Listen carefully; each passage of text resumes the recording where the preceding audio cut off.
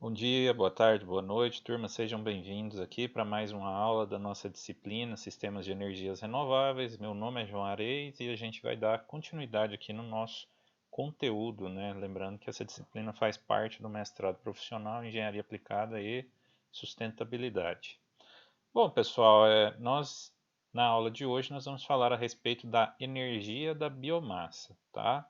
É um tema bastante amplo, né? São muitas informações, então eu vou procurar sintetizar aqui para vocês as principais características dessa fonte de energia tão importante. Então vamos lá, turma. Primeiramente, né, a energia da biomassa no contexto nosso, nacional, ela corresponde ali a aproximadamente cerca de 8 a 10% da nossa matriz elétrica, tá? Só lembrando, né, que predominantemente nós temos a energia hidroelétrica, e aí nós temos a energia da biomassa correspondendo ali a mais ou menos cerca de 8 a 10% da matriz. Aqui, pessoal, é para destacar, dentro do cenário nacional, quais são as principais usinas movidas a biomassa em operação no país, tá?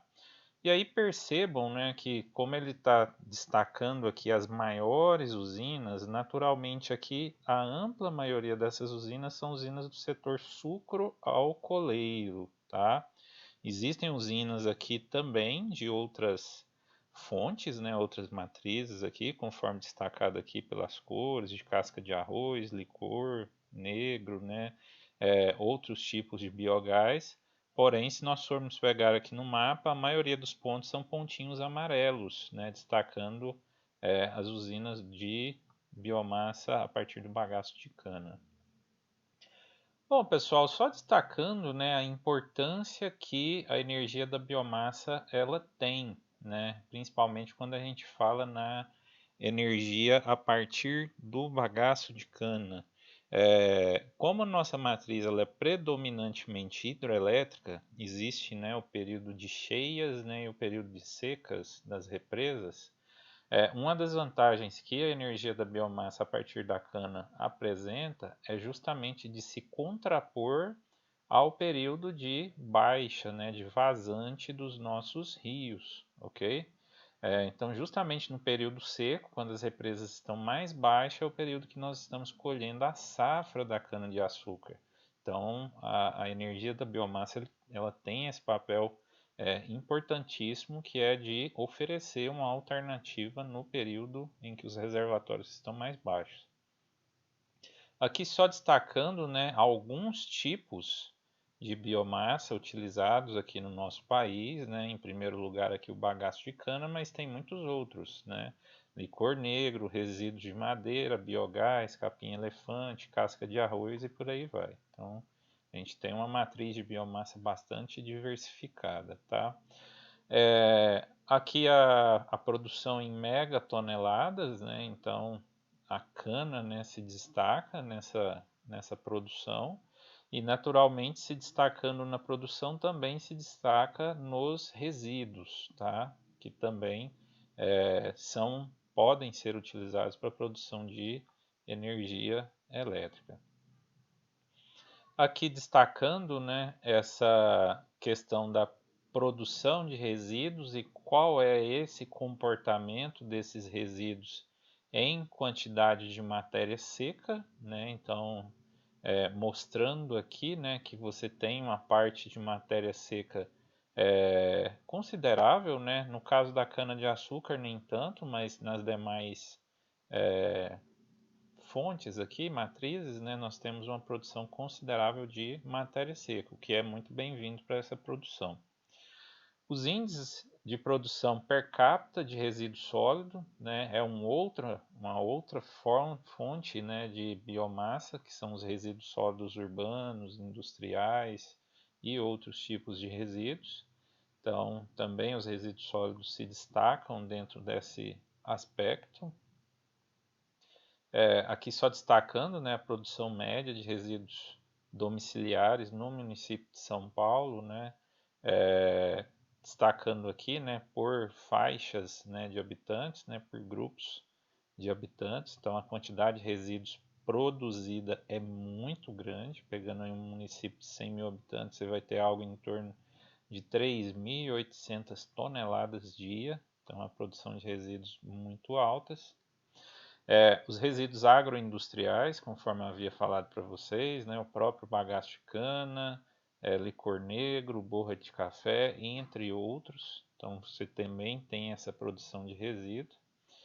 Produção de resíduos da parte pecuária, tá? De origem animal, pegando criação, né, de animais em geral, bovinos, suínos, equinos, entre outros. Então, a quantidade de resíduos produzidos também ela é muito significativa quando nós pegamos aqui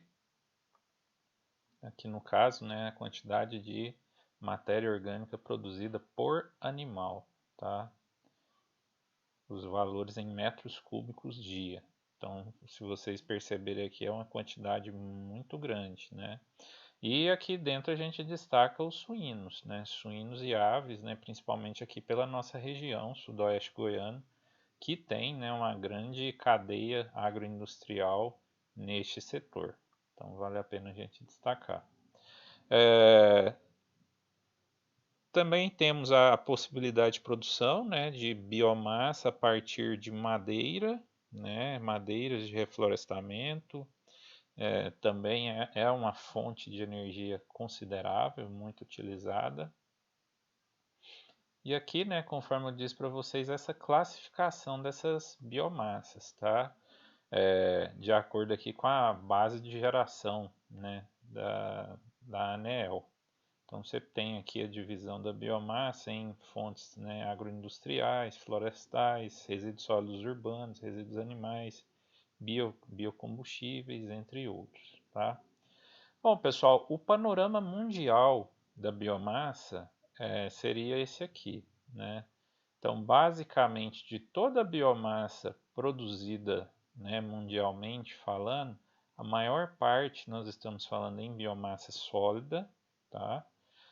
Dá ali quase 75%, em torno ali de 25 a 30% resíduos, né, dos mais diferentes atividades, ali em torno de 15% mais ou menos biogás, e aí por fim biocombustíveis líquidos, tá? Que aí ele vai ter um papel menor ali na questão do consumo e produção de eletricidade. Já o nosso panorama nacional, ele está mais ou menos dessa forma aqui. Então, em primeiro lugar, né, o bagaço de cana, né, a maior parcela da energia a partir da biomassa vem do bagaço de cana. Em segundo lugar, a biomassa florestal. E aí, em terceiro lugar, né, biomassa de outros tipos de resíduos, tá? Aqui a gente tem os outros tipos de resíduos aqui, tá bom? Basicamente, pessoal, então aqui só, né, retratando uma planta do setor sucroalcooleiro. Basicamente, pessoal, o que a gente precisa considerar a respeito da biomassa? Primeira coisa, né, a gente precisa levar em consideração, né, que a biomassa, de uma forma geral, ela considera todo recurso renovável oriundo de matéria orgânica, seja de origem animal ou vegetal, tá? Independente se é a matéria-prima produzida ou um subproduto, um resíduo daquela matéria-prima beneficiada, tá? Então, em linhas gerais, a gente considera a biomassa dessa forma. E aí, naturalmente, né, só relembrando aqui um pouquinho, né, quando a gente fala e pensa em biomassa, a gente não pode se esquecer do ciclo do carbono, né? Então, a biomassa, além de ter esse importante potencial, tanto econômico, social, quanto, né, em termos de produção de energia, ela também cumpre esse papel de sustentabilidade, esse papel ambiental extremamente importante, que é fazer parte deste ciclo do carbono, seja através dos vegetais, seja através dos animais, né, e dos seus resíduos ali produzidos. Então ela tem esse papel importantíssimo, né? E aí, né, só buscando aí na memória, né, tudo isso graças ao processo de fotossíntese, né, onde você consegue ali a fixação, né, do CO2 e, consequentemente, produção do oxigênio e demais substâncias, né, que vão garantir ali o crescimento da planta em questão. Então, pessoal, basicamente a gente poderia resumir, né, esse ciclo assim, dessa forma, né, a partir do solo, a planta absorvendo, né, toda essa energia através da fotossíntese, né, e suas diferentes etapas, e aí por fim, né, a partir dessa planta nós utilizarmos isso para energia na forma de calor, energia elétrica ou combustível, tá? Dessa forma, pessoal, a gente pode considerar a biomassa como uma espécie de bateria, tá? Ela, né, a gente pode considerá-la como uma bateria, um armazenamento de energia. Então, aquela energia que chega no Sol, na verdade, ela pode ser armazenada na forma da biomassa. Então, esse é um diferencial importante, né, que nós temos nessa fonte de energia. Queria agradecer a participação de vocês, eu aguardo vocês no próximo bloco. Até lá!